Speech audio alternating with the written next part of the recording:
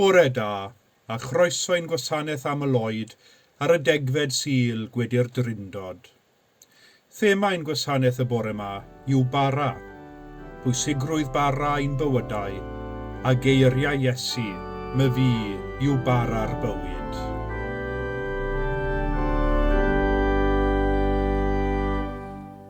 I'r arglwydd cennwch lafar glod, a gwnewch I fydd dod llawen y fryd.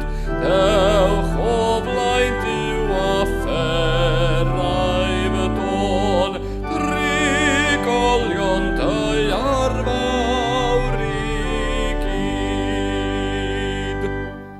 Gwybyddwch pawb mae'r ior sydd yw, a'n gwnaeth ni'n fyw fel hyn I fod.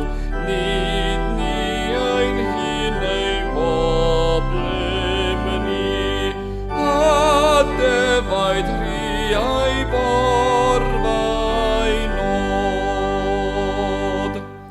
O ewch i'w byrfa diolch brau, a neu ganteddau molwch ef, bendithiwch enw Duw hanod, rowch I foglod trwy lafar neb. Cant da yw'r arglwydd awdur heb, daid rigaref a dinydd, a'i lanwirion fi'n arroes, oes I oes a beri bydd. Gogonians, molians, parch a bri, i'r un a thri tragwyddol fydd, y tadar ma bara ysbryd glân, melgynt tra bon a chan a chwyth. Profwch a gwelwch mai da yw'r arglwydd, gwynau fyd y sawl sy'n llochesu ynddo. Deithom ynghyd yn deulu Duw. Pan fyddwn yn teithio gyda Duw, mae unrhyw beth yn bosibl. Cawn ein herio I wthio ein ffiniau. Pan fyddwn yn cydgerdded yn agos gyda Iesu, mae unrhyw beth yn bosibl. Cawn ein hatgoffa bod gan bawb ei stori ei hun i'w dweud. Pan fyddwn yn croesawu'r ysbryd glân, mae unrhyw beth yn bosibl. Cawn ein gwahodd I rannu y mara'r nefoedd sydd bob amser yn digoni. Gweddiwn. Arglwydd yw, mae bara'r bywyd gen I ti ar gyfer y newynog, a dŵr bywiol ar gyfer y sychedig. Down yn newynog ac yn sychedig am dy air, gydag awydd I wybod dewyllus, ac I garu athgariad diamod di, helpa ni gael ein bwydo ac I ddysgu gen I ti. Amen. Pan fyddwn yn rhagdybion anghywir am eraill ac yn barnu'r ffordd maent yn byw, maddau ni arglwydd am gyfyngu ar bobl a phosibiliadau.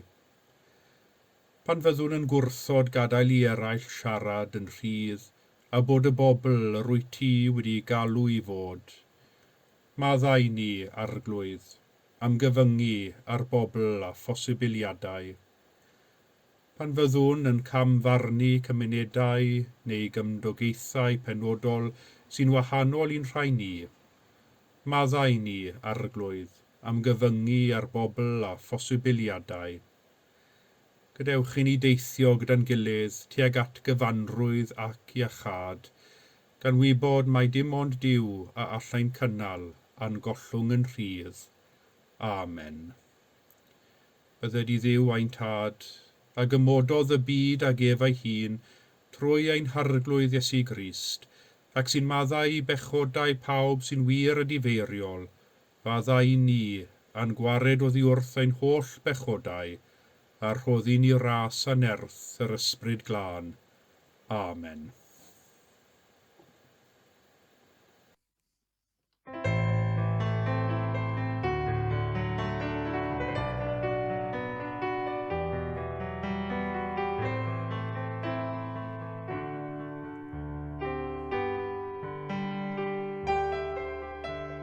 Sefyll o dan adain cariadur, a ddaw a hefi ni, gwneud i'r ei ewyllus yn ein byw. Rhin foliant, moliant, moliant i fwyf. Plygu wrth ei draed yn wylaif nawr, gan y fyw mewn harmoni, un o gyda'n gilydd yn ein mawr. Tailo, tailo, tailo i'w oen. Colwm cariad sy'n ein glymu nawr, i fod yn un a thi, i ddewyllus plygan ni'n ei tad. Sanctae, sanctae, sanctae fiwerior.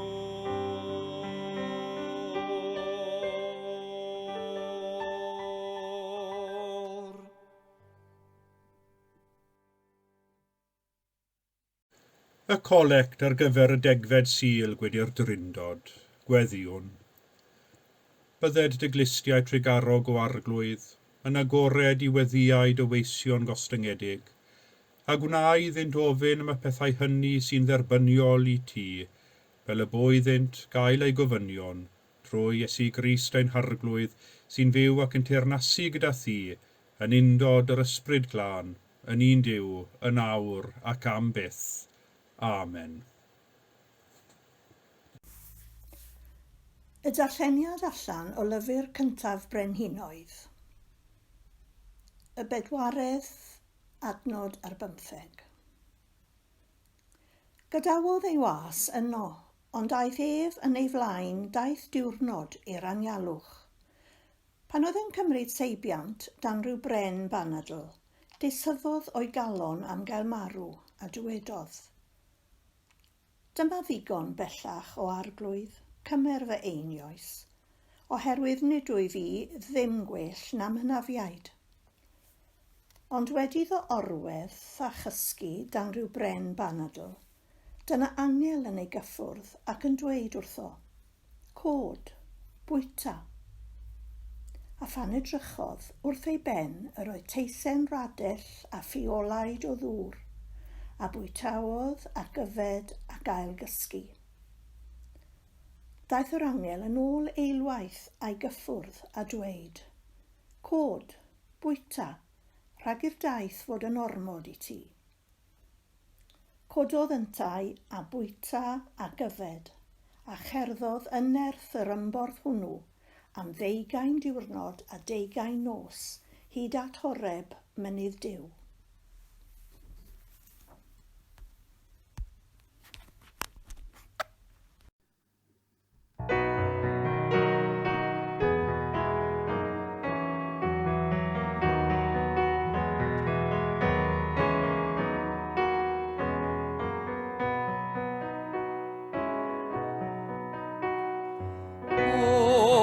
ysbryd byw dy lif a drwm, byw had y waith a grym y groes. O ysbryd byw tir gweithianom, cam hwys a ni her ein hoes. O ddwy folwynt tyrd plyg a thrini, nes gweld ein hangen ger dy fron. Ac achub ni ath hael dostiri, bwyw ha cryf ha cliwr wedi hon. O gariad Cris chwyth arno meto, ro galon ac ewyllus lan. Tir gariad Cris drachem ni'n huno, lan har holl diaf Sant aif dan. Byw hynny Gris mae'n sel ar ddarfod, mor eifed wyn yw'r maes y mawr. Byw hynny Gris mae'r byd yn barod, roi'n i'r ras i dain i'r wawr.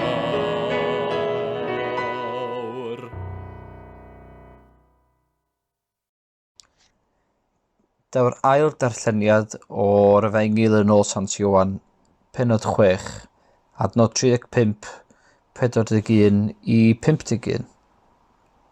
Meddai Iesu wrthynt, "Ma fi yw'r bara'r bywyd.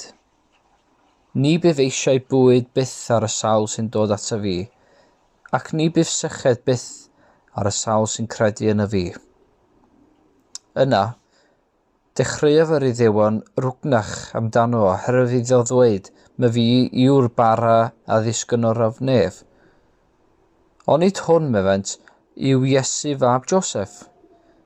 Yr ydym ni'n adnabod ei dad a'i fam, sut y gall e fwyd yn awr, yr rwyf wedi disgyn o'r nef?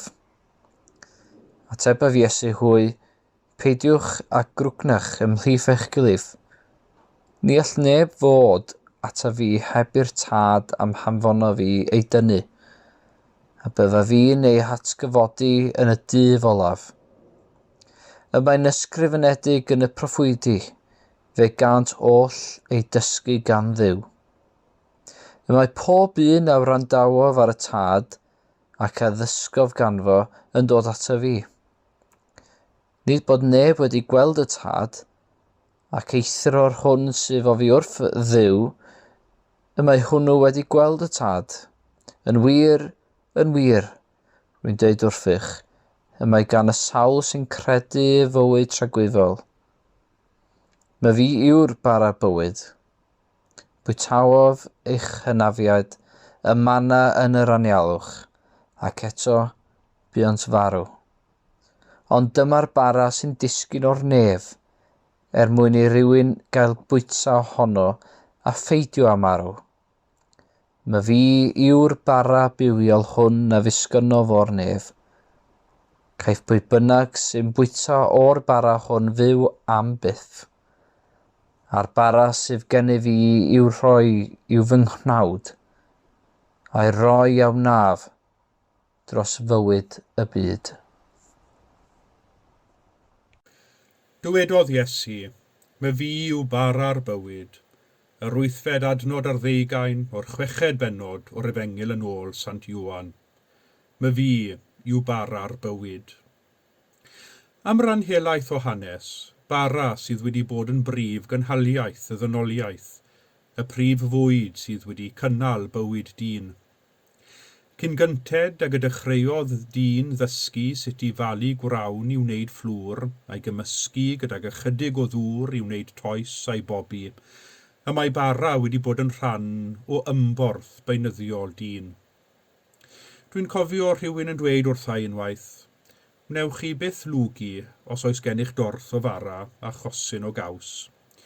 A dwi'n cymryd bod hynny'n ddigon gwir, sa'n credu y bydde nifer o ddoctoried yn ystyried hyn fel porthiant digonol ac iach i unrhyw un fyw arno am hir.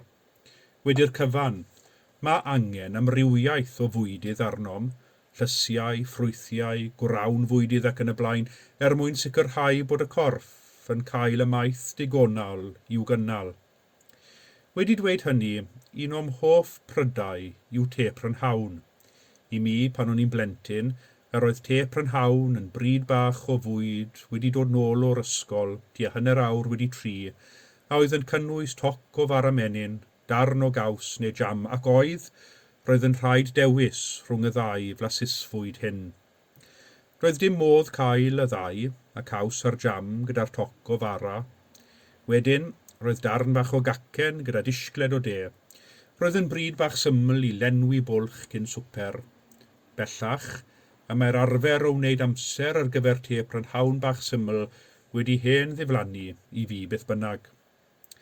Mae bara'n un o'r bwydydd hynny a gellir ei fwyta gydag unrhyw bryd o fwyd, a dwi'n siŵr pan o'n i'n blentyn nad oedd yr un pryd o fwyd heb fara menyn ar y ford, gan eithrio efallai cynod i sul.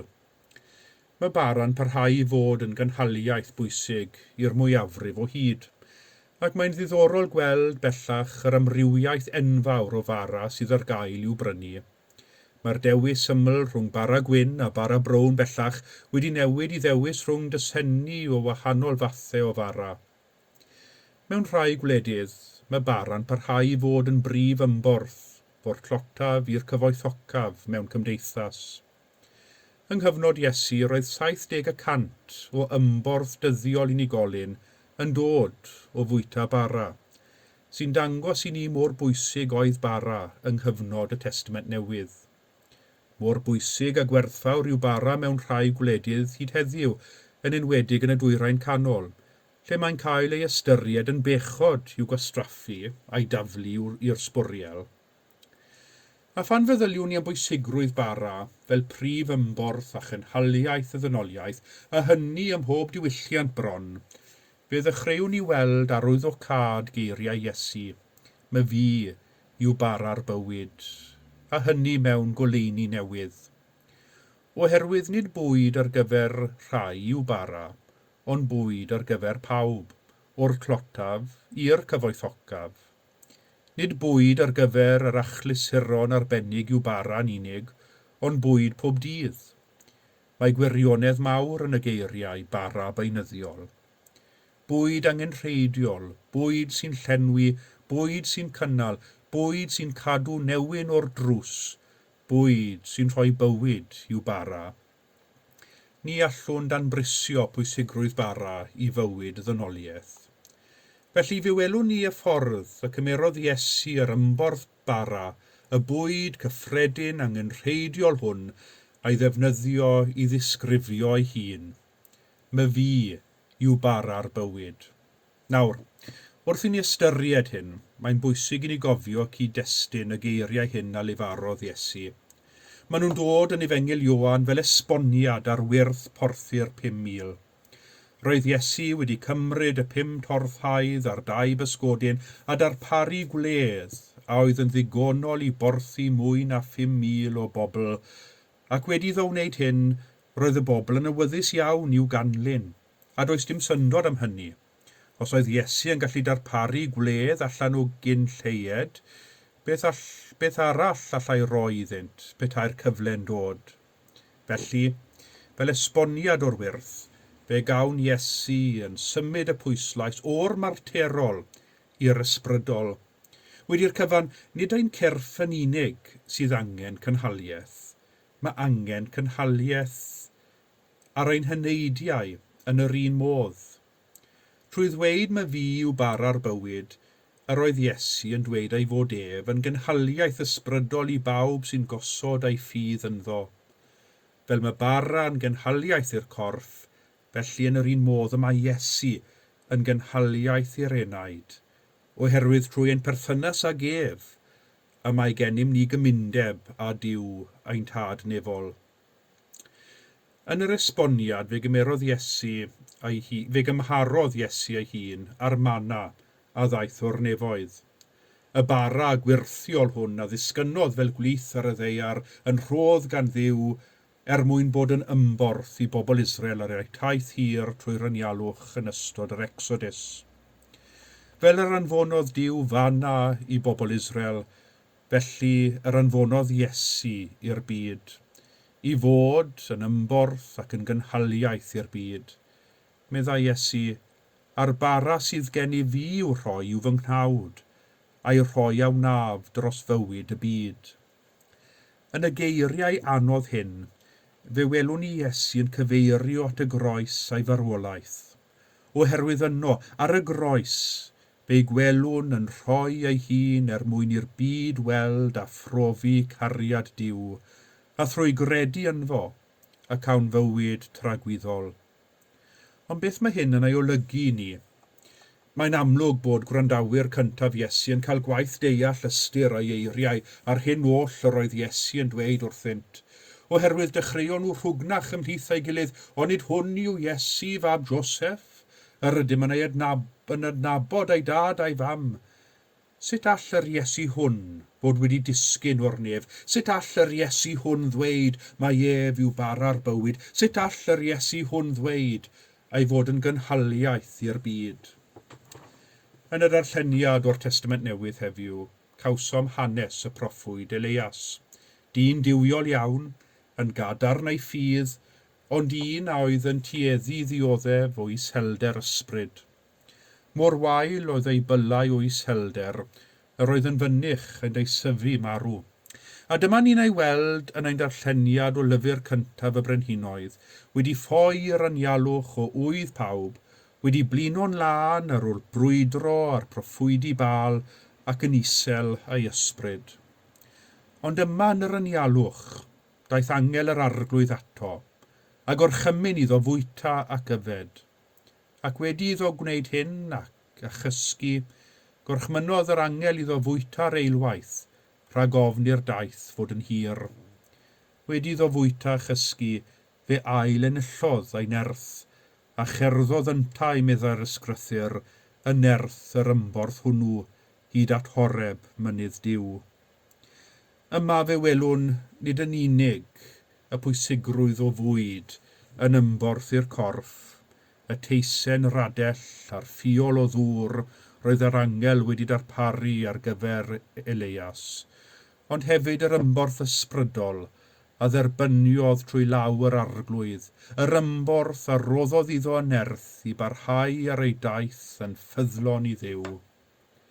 Yn hanes Elias fe welwn ni Dduw yn anfon yr ymborth oedd ei angen iddo gyflawni ei waith fel proffwyd.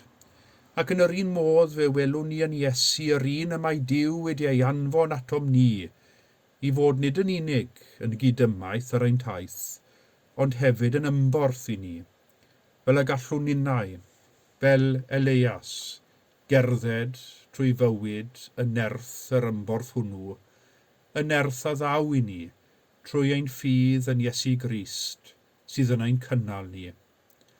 Oherwydd Iesu yw bara'r bywyd I ni, pan ymddiriedwn yn ef, pan osodwn ein hunain yn ei ofal ef, a gadael iddo ef borthu ein hyneidiau a'i gariad a'i fyddeiant.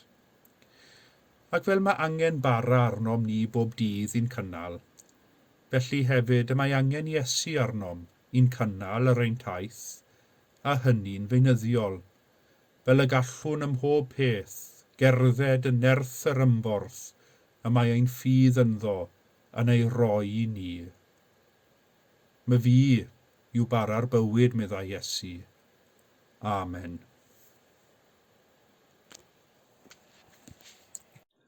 Dywedwn gyda'n gilydd y credo.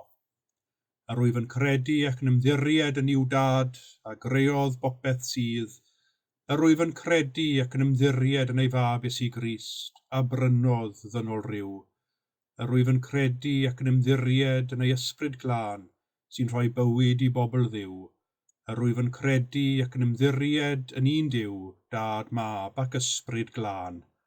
Amen.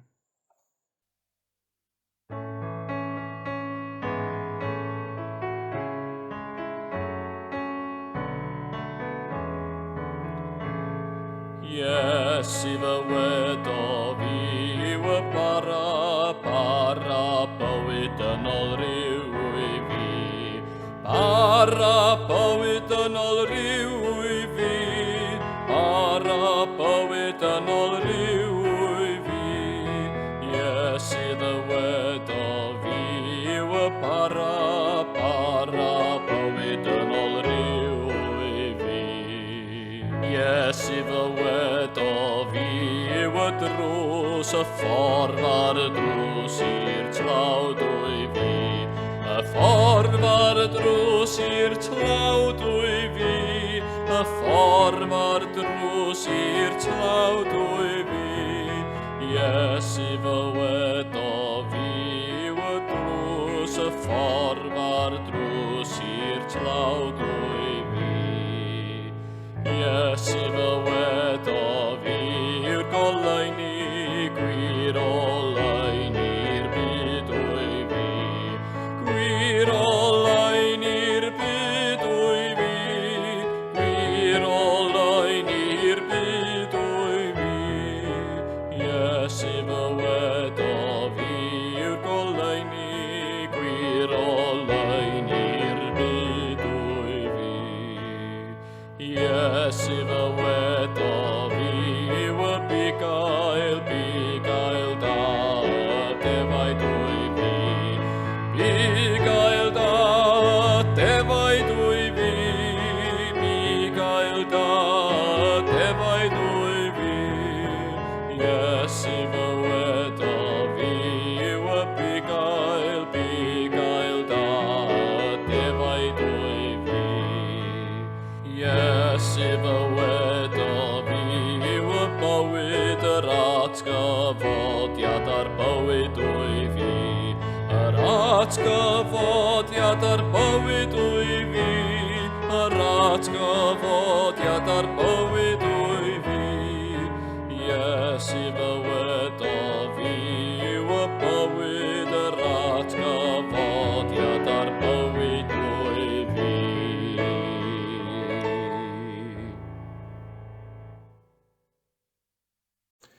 Gadewch i ni droi at Dduw mewn gweddi, gweddiwn. Arglwydd Dduw, mae cymaint o bobl y mae arnynt angen yn newid yn ei bywydau na all neb ond ti ddod ag ef. Arglwydd, weithiau byddwn yn teimlo mor ddifydd pan wynebir ni gan holl anghenion ein byd. Rydym yn anghofio'n fynych rhan bwysig yr rydym yn ei chwarae dim ond trwy agor ein bywydau ti, gweddio arnat a bod yn ddwylo ac yn draed i ti. Gweddiwn heddiw dros ein teuluoedd, ein ffrindiau, ein cyfoedion, ein cymdogion, ein hathrawon.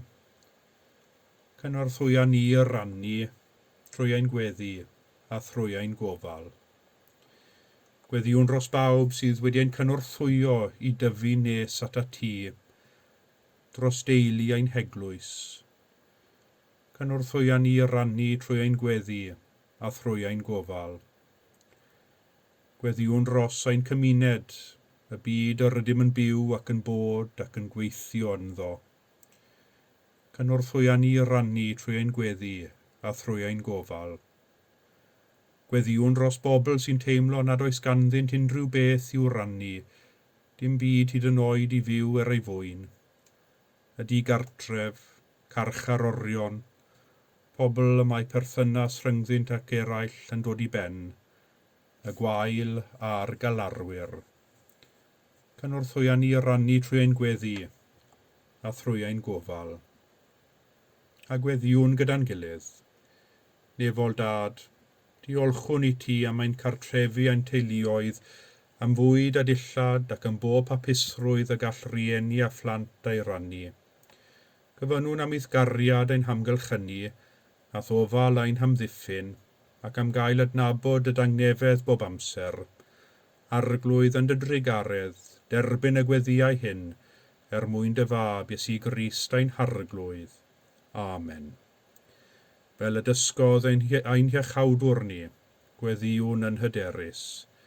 Ein Tad, yr hwnnwyt yn y nefoedd, sancteiddiau'r denw, deled y deyrnas, gwnele'r dewyllus, megis yn y nef, felly ar y ddeiar hefyd.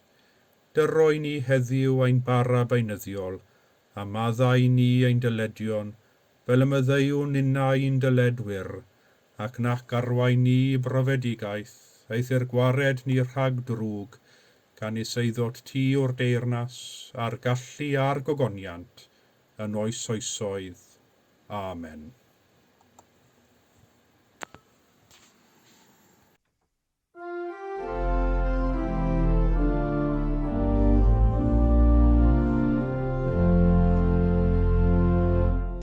A foi dim dilyn ni os galwad enw di, a foi di hebwy bod mwy palwy byth i ti. Neu di rannu cariad Duw, neu di flaen mae cariad Duw, neu di erfa mwy ni byw yn unta di a mi. Neu di droed y gefnar ddo salwad enw nawr, neu di garig rwan ar gwaed a chlafu rhi fawr, neu di herio bob sarhad, neu di dderbyn briw a brad, neu di siarad a dy dad yn unta di a mi. Neu di blygu'n wylaif iawn pan ddaf yng nghalwad i, neu di ildio bob ryw ofn yn ymyl calfari. Fydd dy ffydd yn mentro byw i gyfannu dynol ryw, teulu dyn yn deulu diw yn unta di a mi. Ar gwymaid a halwad dair yn toddi'r galon hon, does na neb yn ti allenwyr gwagder sy'n famron.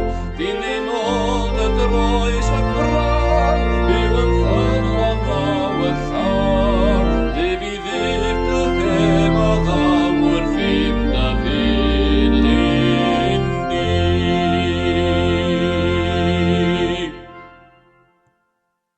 Gweddiwn am fendith Duw.